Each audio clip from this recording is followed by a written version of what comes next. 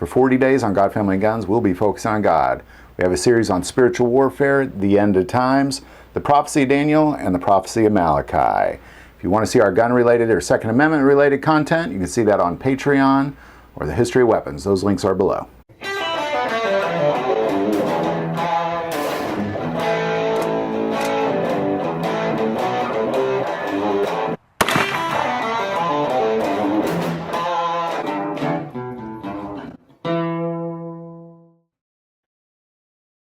Welcome to a series that we call Spiritual Warfare, where we're going through the book of Joshua to find out when we're on God's path and in the middle of His will and on His plan, how can we have victory through Him as long as we don't turn from the left to the right, as long as we stay on that path.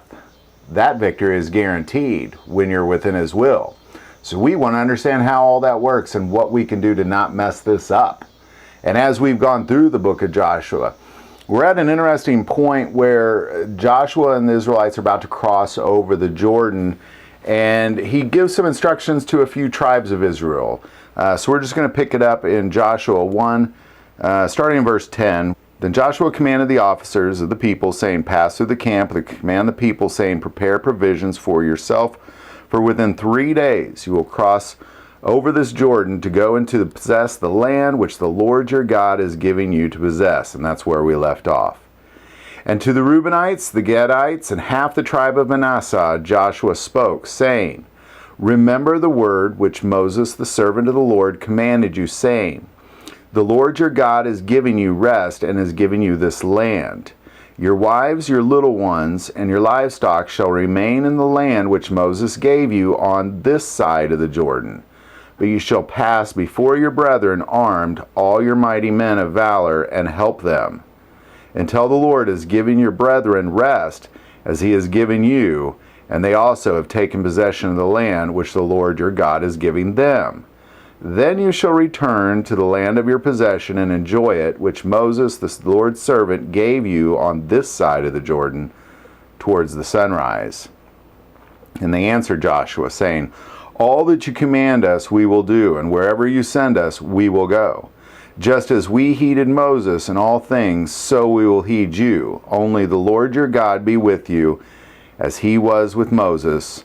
Whoever rebels against your command and does not heed your words in all that you command him shall be put to death. Only be strong and of good courage."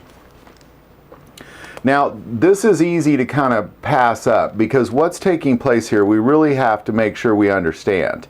The Reubenites, the Gadites, and the tribe of Manasseh they played a big role in what took place before this event, and what he's telling them is different than he's telling all the other tribes of Israel. So it's important we understand what's happening. You can't just blast through this and not understand what he's telling these three tribes specifically. Because what's happening is, if we go back to the book of Numbers, as well as Deuteronomy, before they got to this place, before Moses died and before Joshua was put in charge, there was a point where they engaged in several different wars while they wandered the wilderness.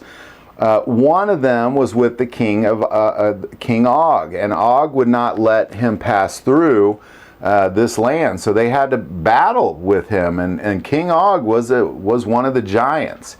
It is said that his bed was 13.5 feet long and 6 feet wide. That's a big bed for a big fella. And they conquered these kingdoms. But after these kingdoms were conquered, it was these three tribes of Israel who told Moses, "We don't want to cross the river.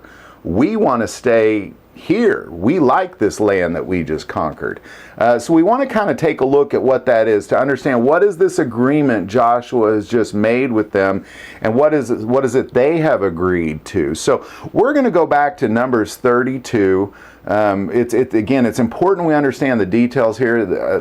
God put it in Joshua for a reason. We have to understand what this is. So we're going to start in Numbers 32, starting in verse 1. "Now the children of Reuben and the children of Gad had a very great multitude of livestock. And when they saw the land of Jazer and the land of Gilead, that indeed the region was a place for livestock, the children of Gad and the children of Reuben came and spoke to Moses. to Eleazar the priest, and to the leaders of the congregation, saying, Adaroth, Dibon, Jazer, Nimrah, Heshbon, Elileh, Shebam, Nebo, and Beon, the country which the Lord defeated before the congregation of Israel, is a land for livestock, and your servants have livestock. Therefore they said, If we have found favor in your sight, let this land be given to your servants as a possession, and do not take us over the Jordan. And Moses said to the children of Gad and to the children of Reuben, Shall your brethren go to war while you sit here? Now, why will you discourage the heart of the children of Israel from going over into the land which the Lord has given them? Thus your fathers did when I sent them away from Kadesh Barnea to see the land. For when they went up to the valley of Eshcol and saw the land, they discouraged the hearts of the children of Israel, so that they did not go into the land which the Lord had given them. So the Lord's anger was aroused on that day, and he swore an oath, saying, Surely none of the men who came up from Egypt from 20 years old and above shall see the land of which I swore to Abraham, Isaac, and Jacob, because they have not wholly followed me, except Caleb the son of Jephunneh the Kenizzite, and Joshua the son of Nun, for they have wholly followed the Lord. So the Lord's anger was aroused against Israel, and he made them wander in the wilderness 40 years until all the generation that had done evil in the sight of the Lord was gone. And look, you have risen in your father's place abroad of sinful men to increase still more the fierce anger of the Lord against Israel. For if you turn away from following him, he will once again leave them in the wilderness, and you will destroy all these people. This is a big deal, because what Moses is essentially saying is that, don't you remember 40 years earlier when it was discouraged, when the spies discouraged Israel from going in and taking the land, that the anger was aroused in the Lord, and he made them wander the wilderness for 40 years until every single human above the age of 20, except for Caleb and Joshua, dropped dead in the wilderness. And now here they are, once again about to discourage, because these three groups are some elite fighters. If you go and you look at the wars that took place, it was these three groups were elite fighters. They were able to conquer different kingdoms while they wandered the wilderness because of these three groups significantly. Not just because of them, but they played a huge role in it. So for them not to go is a big deal. Moses is not concerned about not having victory without him. He's concerned about God abandoning them because of them, like he did 40 years earlier. That's his concern. His concern is that God would take his hands off of them because they are thwarting God's plan. So let's continue here. We'll pick it up in 16. Then they came near to him and said, We will build sheepfolds here for our livestock and cities for our little ones, but we ourselves will be armed, ready to go before the children of Israel until we have brought them to their place, and our little ones will dwell in the fortified cities because of the inhabitants of the land. We will not return to our homes till every one of the children of Israel has received his inheritance. For we will not inherit with them on the other side of the Jordan and beyond, because our inheritance has fallen to us on this eastern side of the Jordan.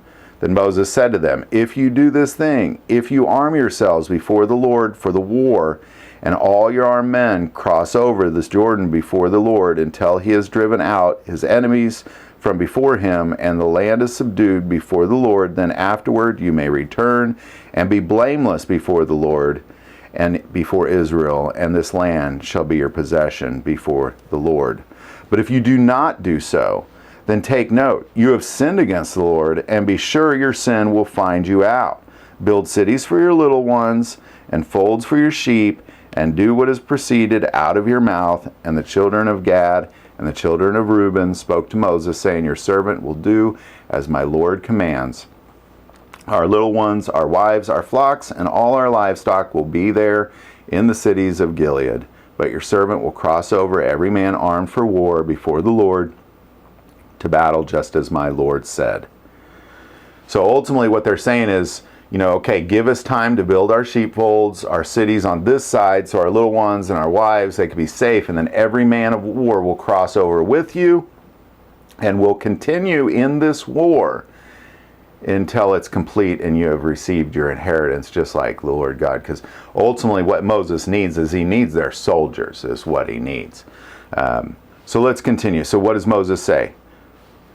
Verse 28, so Moses gave commands concerning them to Eleazar the priest, to Joshua the son of Nun, and the chief fathers, the tribes of the children of Israel. Moses said to them, if the children of Gad and the children of Reuben cross over this Jordan with you, every man armed for battle before the Lord, and the land is subdued before you, then you shall give them the land of Gilead as a possession. But if they do not cross over armed with you, they shall have possession among you in the land of Canaan. So really what's taking place here is now we have two different groups of people with two different goals in mind. God told them to cross the Jordan River and take possession, and you have a group saying, we don't want to cross the Jordan and take possession. We want what's over on this side of the Jordan. Now, having two end results does not mean that you are off the path of God. Oftentimes when we're engaged in a spiritual warfare, ideally we're not doing it alone. And ideally you're with people. They may have a different goal in mind, but as long as they stay on the path and do not turn from the left or the right, they are still technically within God's will because they're still on his path. They may have a different agenda at the end, but they're still on his path and they will still be blessed because of it. And it's important that we see this in Joshua, that they are still brethren, even though the Reubenites, the Gadites, and the tribe of Manasseh are wanting to stay over there. They've worked out this deal where they are staying within the will of God. And they will continue to be blessed by God, and the children of Israel won't be destroyed because of their discouragement by not going. Heavy consequences. And oftentimes what we find is when we're engaged in spiritual warfare and we see somebody with a different agenda, not to just tell them to get lost, not just to tell them that we don't need them and now you're going to be cursed by God, but to encourage them to stay on the path, even though the final result may be very different. They still, as long as they're within God's will and on his path and they're not turning from the left to the right when it comes to the laws of Moses, they should be good to go. So I hope these videos are helping. We're about to cross over. It's interesting. I've already learned a lot about spiritual warfare by just going through this chapter 1. They ain't even crossed into warfare yet. So hope these videos are helping. If you have any comments, leave them below. If you like this video, click like and subscribe. If you feel called to support this channel through Patreon, that link is also below. But the most important part of this channel, we take prayer requests. Never hesitate to send that in. Thank you for watching this episode of God, Family, and Guns. And as always, love God, love your family, and love guns.